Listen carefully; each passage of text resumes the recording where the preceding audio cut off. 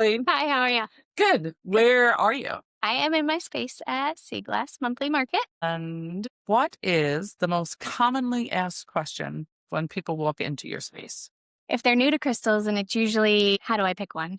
Which one do I choose? And what are they for? Okay. So that, And do you have like crystals that you recommend for people just starting to understand or question crystals and how they work? yes. So usually I say first rule is always follow your intuition. So if you're drawn to something, then that's the one that you should pick. But if you just want, I guess some of the easiest ones, the quartz family, rose quartz, clear quartz, amethyst. I feel like rose quartz was my very first crystal. Yeah, it's just good vibes. It's loving, it's kind, it's gentle. Heart chakra, Yes, right? yeah, heart chakra. Absolutely. And do you have a favorite? That would be a hard one. So, fluorite is probably my all-time favorite. I love fluorite too. Yeah. It's good for clarity and calming and also getting rid of negative energy, which who doesn't need that? And it comes in all different colors. So, Well, all right. So when you say different colors, how would I know it's fluorite if it doesn't look exactly like that? so that's a trained thing. It's very hard sometimes to tell the different kinds because like fluorite and amethyst look the same. It's like the inside structure that makes it a little bit different. So let's see. So like this one is fluorite and see how it has the cube shapes. Can you see Hmm. it? Oh, I love it. Yeah. And then if you look at something and something that's like that. So this is amethyst. It has more of the pointed shapes. Oh, okay. So that's just comes with Yeah. experience.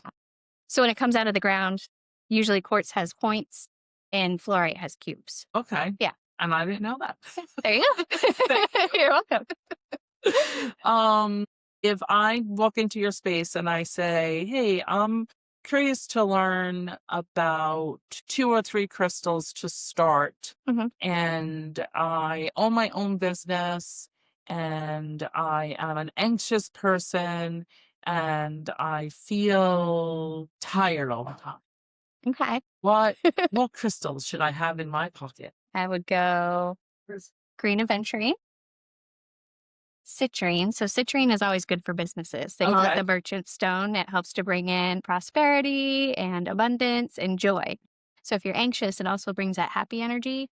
And then green aventurine is also good for bringing in abundance and money and prosperity. But this one is more grounding. So it's going to balance out that anxiety as well. And then go with fluorite.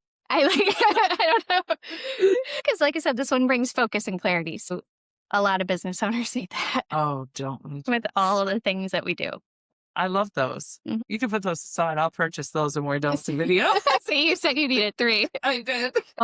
What is it that you wish more people understood about crystals? That there really is a scientific reason behind why they work. It's not just a woo thing or a spiritual thing. The crystals carry a vibration and energy, and that can be measured. It can be seen in different scopes of energy. So each one has a different structure, like as far as they're grown, and then a different frequency. And that coincides with your body's frequency, just like plants do, nature does, essential oils. Like it's all from nature and it all affects the body in a certain way. I like that. That's good.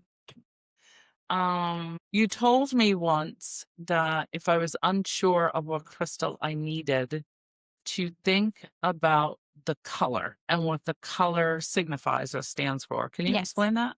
Yes. So color affects our moods, just like, the crystal's frequency does. That is a very important part in it too, because our bodies respond to different colors. So, we have red light therapy, green light therapy, all that kind of stuff because of the light frequency and the color frequency. That affects not only the body, but the chakras too, if you think about it in a chakra way. So you have different chakras and they're represented by different colors. So that helps to feed the energy in certain ways. So if you think of like yellows are a happy color, pinks are a color of love, and usually the darker ones are grounding energy. So definitely when you're first learning out, that's a good way to kind of group them. If you don't know, It helps me. yeah, exactly what everyone means. And if you're a chakra person, like the blue ones help with your throat chakra, the orange ones help with your sacral chakra. Like that's another way to bring in the energy too.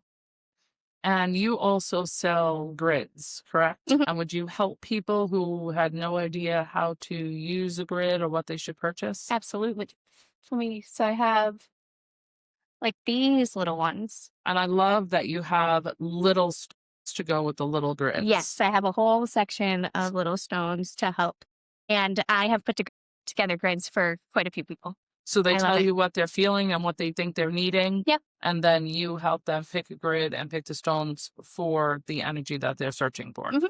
And Love show it. them how to put it together. We take a picture and then you can just bring it home and put it together for yourself.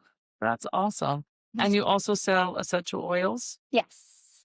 and tarot cards. And I Mhm. know you have bracelets. My mother calls them her magic bracelets. I have them on my counter because I took them home. But yeah, lots of them. They're my bestseller probably. The bracelets are- Yeah. I love that. I don't wear a lot of jewelry. So sometimes I buy bracelets literally to like hang around my house. I have them in my bedroom. I don't necessarily wear them. That's cool. But I like to buy small crystals that fit in my pocket. What else can you do with crystals? Like where should you put them in your house? You can put them anywhere pretty much on your desk. Like if you have ones that you want to use for work purposes, on your bed, side table for sleep, you can put them in your kitchen. In feng shui, I learned from Beth that the kitchen is like the center of prosperity and love and, that kind of energy.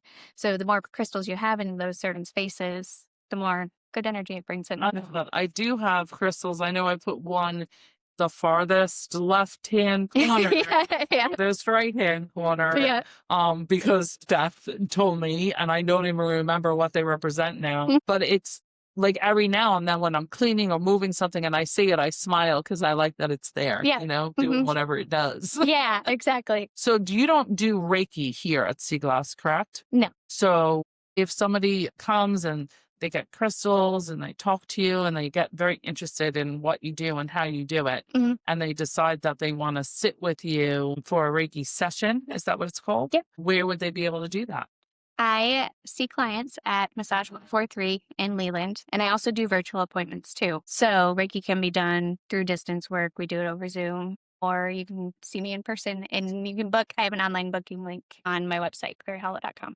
Okay. Well, is there anything else that you want to share? I don't think so. Well, thank you for explaining some stuff to us today. We Yeah. appreciate it. Definitely. Thank you for asking. You're welcome.